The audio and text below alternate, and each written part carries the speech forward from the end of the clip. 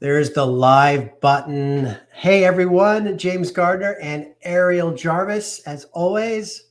Ariel, Hello, happy Monday. hello. Happy Monday Hello. to you. It is so sunny out. Oh my goodness, I love it. I I feel like know. Groundhog Day is like not a thing anymore. I feel like it's just spring all year round. I'm okay with that. I know. Yesterday was amazing. Like it really felt like a spring day, I have It to say. did. It was Yeah, beautiful. yeah, Yeah. it really was. So, Yeah. anyway, gang, we're here not to talk about the weather, although that is important. Uh, this is our conversations on vitality. And Ariel and I took a break over the holidays, but we are back. And this is our little kind of wellness platform, give back conversations around everything to do with health, wellness, mindset, just all of us living our authentic lives, showing up, dealing with health concerns, issues, maybe providing some guidance, knowing that you're not alone, some tips and tricks, and just some educational information that I think we hope, Ariel and I hope, will allow you to live a more energetic and fulfilled life. So, Ariel, I'm excited to dive in. It's been a few months since we've actually sat hmm down, so I know, Yeah. right? So I wanted to kind of touch base about something that I've been seeing a lot more of, especially this time of the year because it's darker. And people go more for the comfort foods, and there's just a lot of imbalance in our nutrition right now.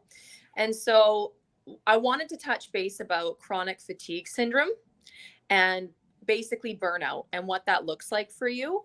Um, there is a huge difference between being tired, right? You put in a big day, or being just, you're starting to notice the fatigue is starting to sink in a little bit more often. Those little pick me ups, the coffee or the espresso, they're not working anymore. And then eventually, notice that, the stimulants aren't working anymore, the pre workout, or that extra bit of sleep that you're getting, it's just not working. And so you start to notice that you're going into this energy spiral downward, and the energy just isn't there. Your vitality is dimming. And so we start to notice that after a period of time, no matter what you seem to be doing, you have no solution. You're just always tired.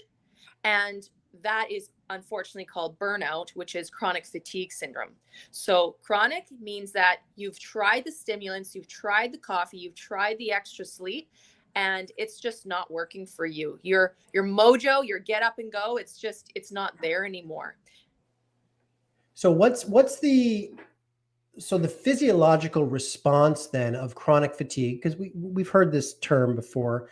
What do people experience? Because it's a fine line. Because I've been there too, where supplements don't work, and then you're just grasping at straws. Um, what is the fine line? Would you say between just being bloody tired and realizing that maybe you've pushed yourself into a new state of being, if you will? Like, can you Mhm. talk about that a little bit? Yeah. So what people don't realize is you have something called adrenal glands, and they look like tiny little adrenal glands. They sit on top of your kidneys and your lower back.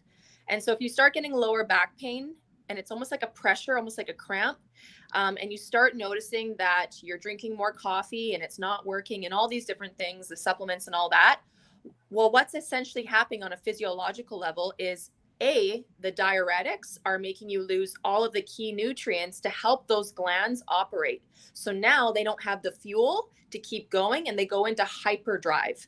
They're overactive. So then your cortisol, you're running on adrenaline, and eventually now your body's in the central nervous system called the sympathetic nervous system, which Mm. is called the fight or flight. If you're in that state for too long, then the body can't recalibrate. Our bodies are only designed to be in that state for 1 hour a day. That's it. So if you're doing more than that, then you need to make sure that if you're going to be running at a higher caliber, you have to make sure that you're balancing out. Everything is about yin and yang. Wow. So you just pointed out something. Then is it correct to say that chronic fatigue then is based on the adrenal function? Yes.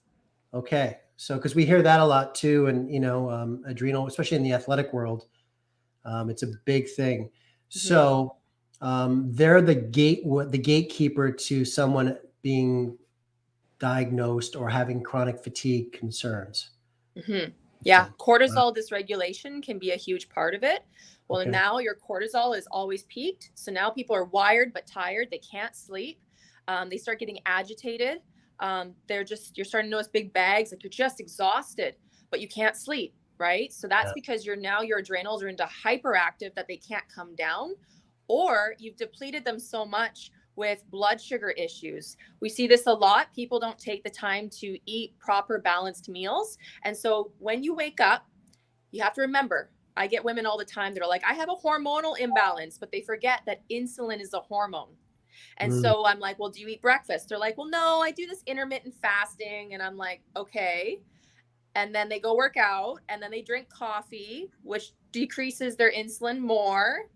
And then they go and they do all these activities and then they gorge themselves at dinner. So I'm going to kind of explain why this is a recipe for disaster. Number one is when you wake up, your blood sugar is already lower. So you need to make sure that you're eating to balance blood sugar throughout the day. But that doesn't mean a bowl of cereal, which is just quick carbs, quick sugars. You're going to spike right. and then you're going to crash. You want to make sure you're doing protein. Egg whites are awesome for that. Making sure that you're doing protein every 3 hours if you're noticing that you're having pancreatic dysregulation. So blood sugar issues, right? Hypoglycemia, because all of that plays a role in your fatigue, your energy, right? Because when things are extreme, like too high, too low, that also sends off the fight or flight system in the body, which then can stress out the adrenal glands. They are connected. So blood sugar and adrenals are connected. So Mm, making sure you eat protein every 3 hours and then making sure that you're hydrating properly. Coffee is not water. So making sure that you're not doing too many diuretics because you will lose a lot of your B vitamins and your magnesium. Remember, magnesium is an electrolyte. It's a conductor to help the nervous system function. The cells speak to each other and send the message so that they can talk. And the B vitamins are super important for brain function so that you have clarity, you can get things going. Your brain is like ready for the day, and also for your adrenals located in the lower back so that you can perform without going into burnout. So things like alcohol, sodas, fast food, all of those things can have diuretic effects in terms of you losing your B vitamins or your magnesium. So just keeping that in mind. So, quick question, because I want to get into the 4 areas that can help alleviate chronic fatigue. Uh, Protein. So, does protein, and this is maybe I just have my facts wrong, which is quite often the case sometimes. The protein, does it need a delivery mechanism? So, in other words, you were to wake up in the morning, first thing, empty stomach, and just let's say you just had some egg whites. Does the protein need some sort of delivery carb mechanism to really do its work and get into the bloodstream and get Yeah, into? Yeah. absolutely. So I always like to pair it. So that's why I mean like a whole complex meal. So yes, protein is important, but I like to call it the protein pancake. It has 3 ingredients. Ladies are going to love this.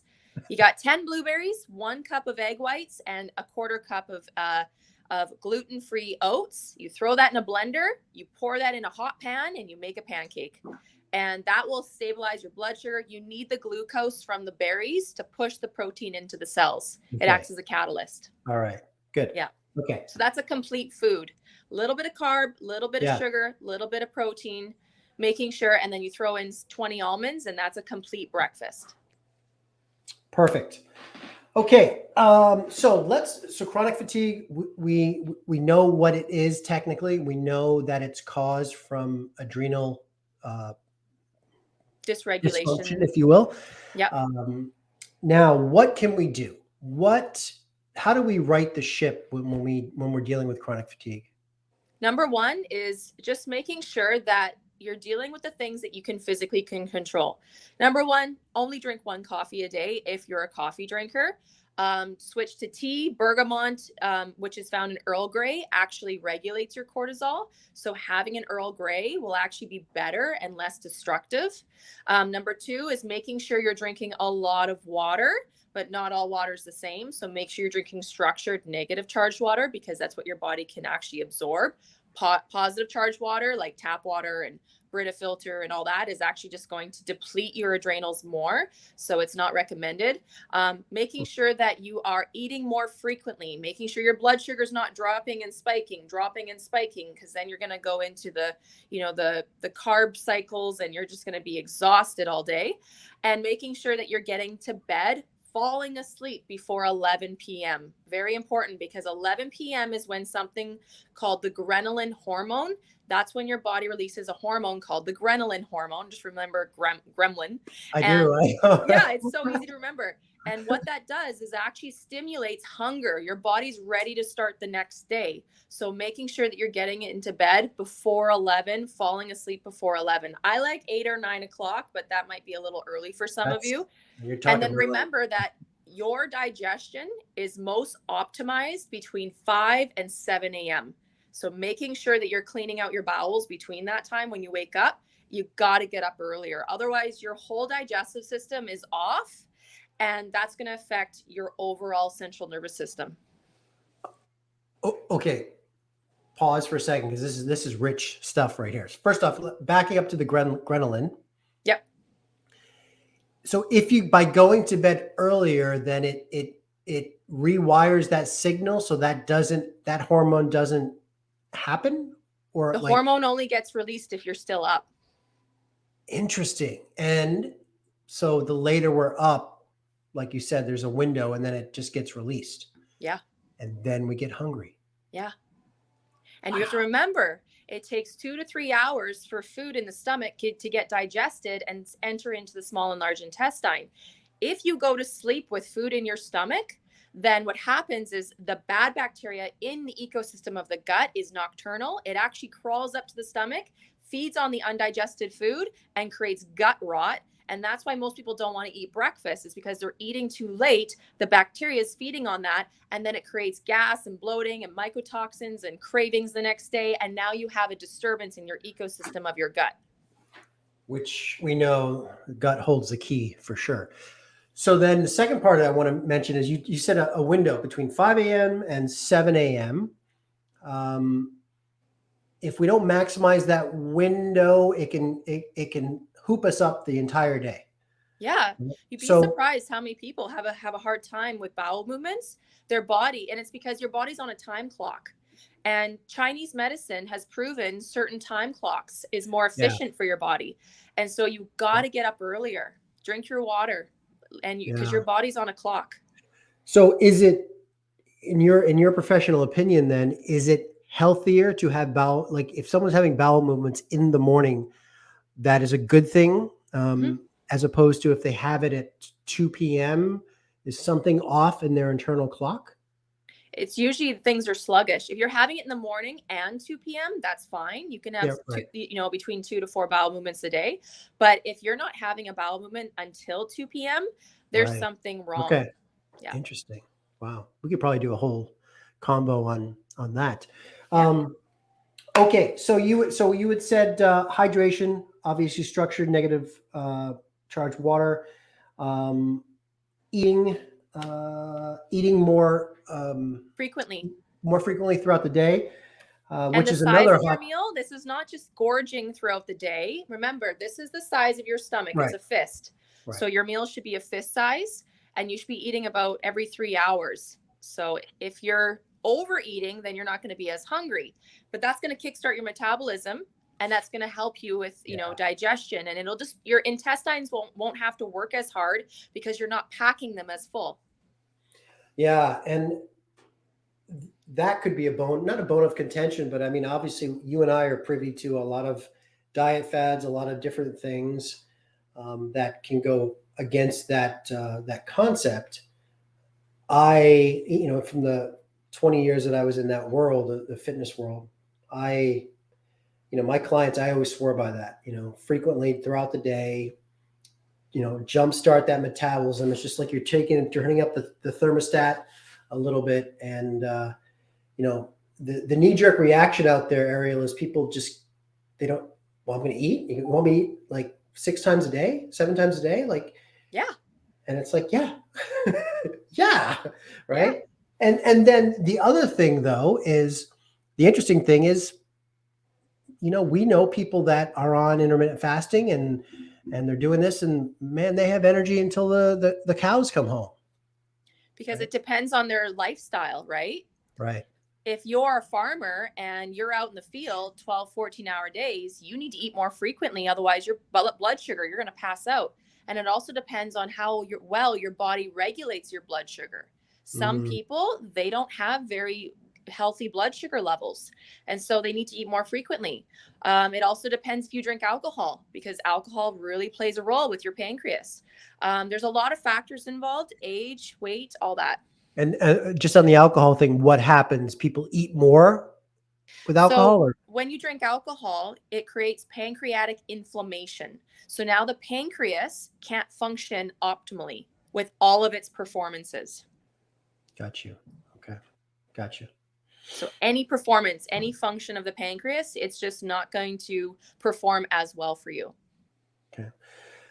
The other thing that you had mentioned to me when we spoke briefly about this conversation today was serotonin, and how obviously we've talked in the past about the gut and how that plays a big role in serotonin production. So serotonin and mindset, how do those things fit into someone that's dealing with chronic fatigue? Great question. Have you ever noticed where it's like really rainy outside and you just want the comfort foods? You just want to stay at home with your cozy blanket and just, watch a movie and just eat whatever, versus it's like 25 degrees outside. It's bright. It's beautiful. Kind of like today. It's just gorgeous outside. You want to get moving, right? What essentially is happening is you're having an interaction with the sun. And so you're actually getting vitamin D without even realizing it. And vitamin D releases happy endorphins in the brain and in the gut, and it stimulates your serotonin, which is your happy motivated hormone. And you only need 15 minutes of sunlight a day to get your vitamin D dosage.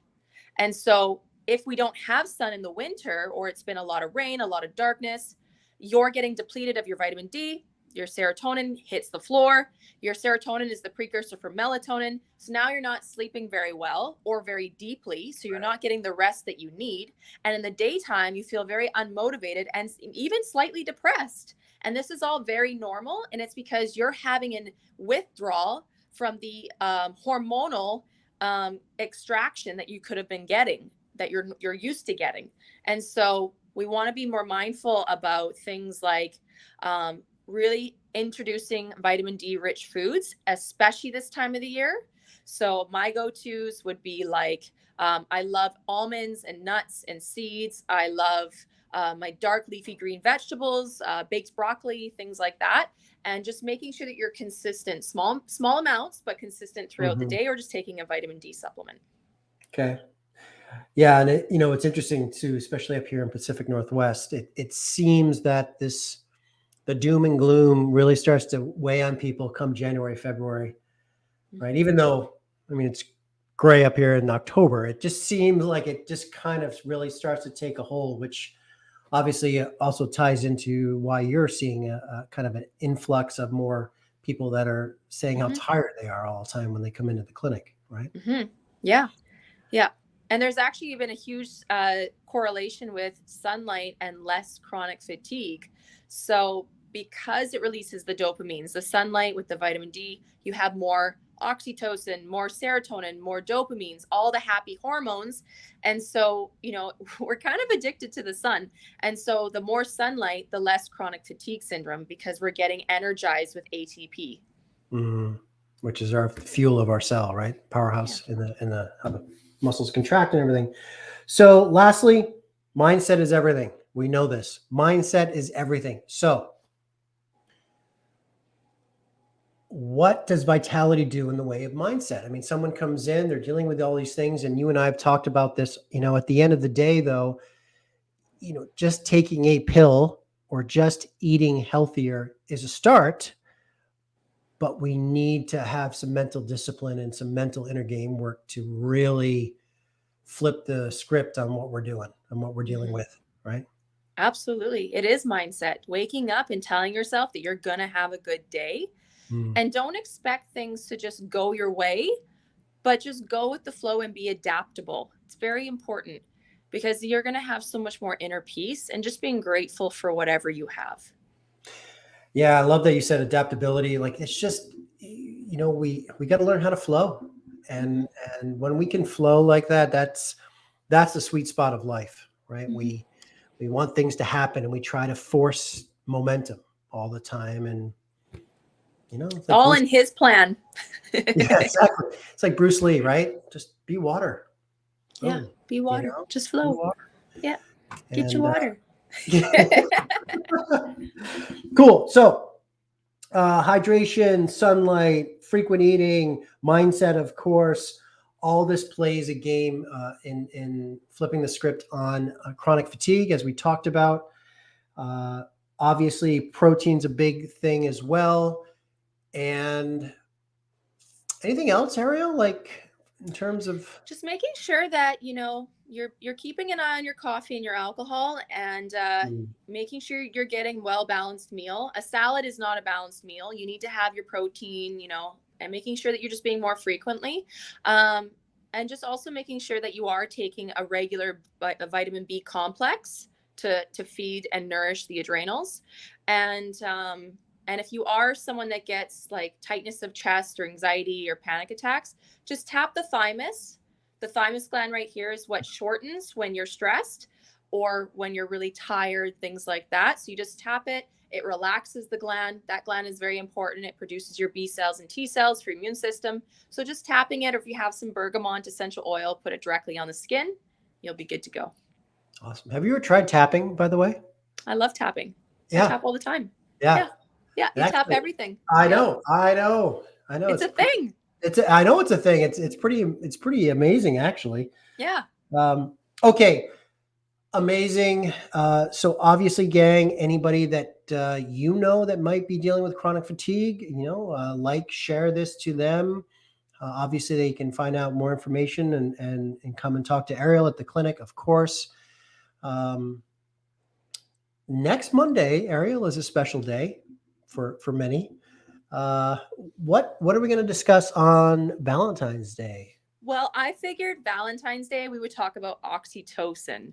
So the importance of oxytocin, how it's made, how do you create it, so that you can really reap the benefits from it. Because a lot of people don't even realize how to produce it on their own, and what it actually does and how it's important for the body. Excellent. Okay. Well, Ms. Jarvis, thank you for your time, your energy, and your education as always. Appreciate it. Thank you, James. Thanks for having me on here. It was good to see you back. Good to see you as well. All right. Thanks, everybody, for tuning in, and we'll see you next week. Cheers.